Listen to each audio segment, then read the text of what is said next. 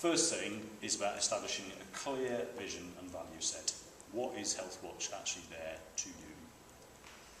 Your vision for Knowsley, for Manchester, for Blackpool, as well as the national vision.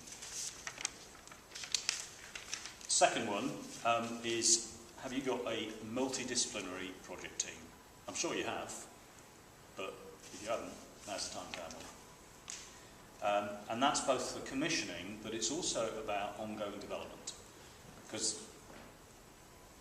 this doesn't stop on the 31st of March, when you've said, here you go, here's the baton. I think these organisations will need some nurturing and supporting well into next year. Third thing is about engagement. If local Healthwatch is about engagement, then the process of determining the specification, procuring them, establishing them, that has to have engagement as well. So all the good practice around consultation, I think needs to apply to Healthwatch, just as if you were making a service change. Building on Link. So this is not Link Mark II, but it is definitely building on what Link has done. And I'll come back to that as well. Fifth thing, good and productive relationships. Most of this stuff, as you know, is about relationships.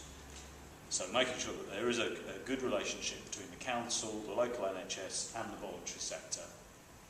I think they're very key partners in terms of making sure that Healthwatch works well.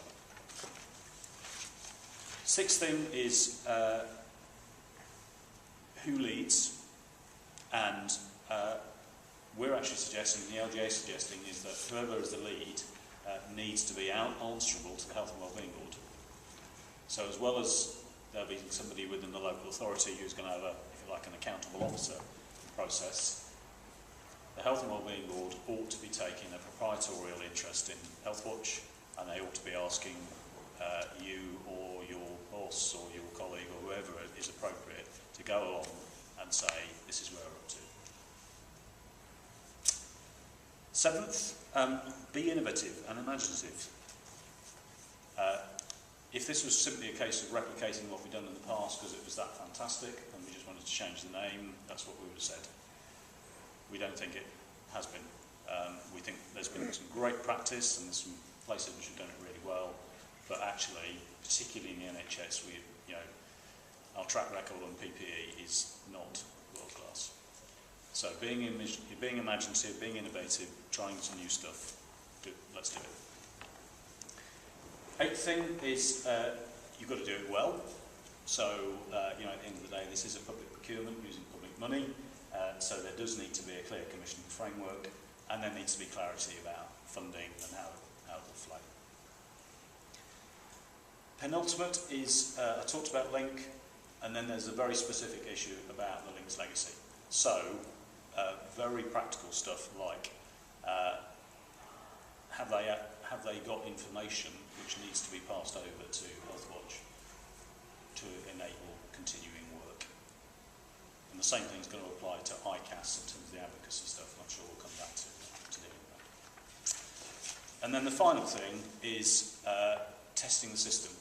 We actually did a simulation event for Healthwatch at a national level about 3 months ago, and it was really helpful because, of course, it was only by road testing it that we found a few of the glitches which we hadn't even thought about.